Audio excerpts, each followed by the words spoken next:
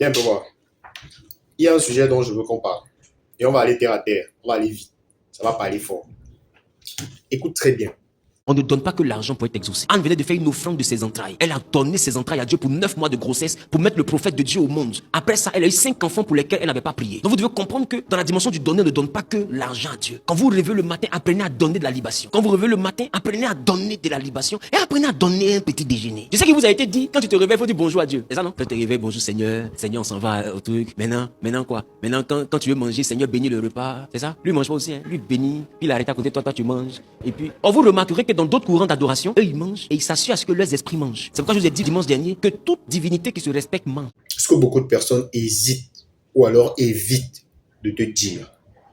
Comment on donne la nourriture à Dieu? Est-ce qu'on donne ça en déposant au salon? On dépose ça devant quoi? Pour être sûr que ton Dieu mange. La base de toute idée, c'est la base de toute construction personnelle.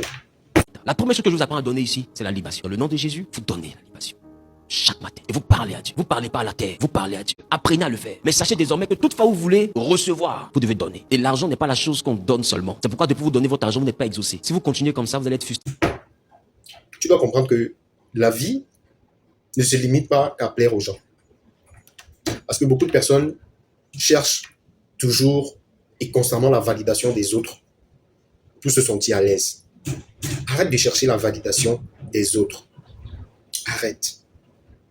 Parce que crois-moi, en cherchant la validation des autres, en cherchant la validation du groupe, tu passes à côté de beaucoup de choses. Tu passes à côté de ta propre vie. Parce que tu ne vis plus pour toi, mais tu vis pour les autres. Tu sais, ce qui est marrant dans tout ça, c'est que tu as tendance à croire que tu es peut-être plus à l'aise avec les autres. Mais laisse-moi te dire que si tu as du mal à être à l'aise avec toi-même, alors sache que tu as un problème. Sache que tu es une erreur. Parce que ton premier ami, c'est toi. Ton vrai ami. Celui avec qui tu passes véritablement plus de temps, c'est d'abord toi.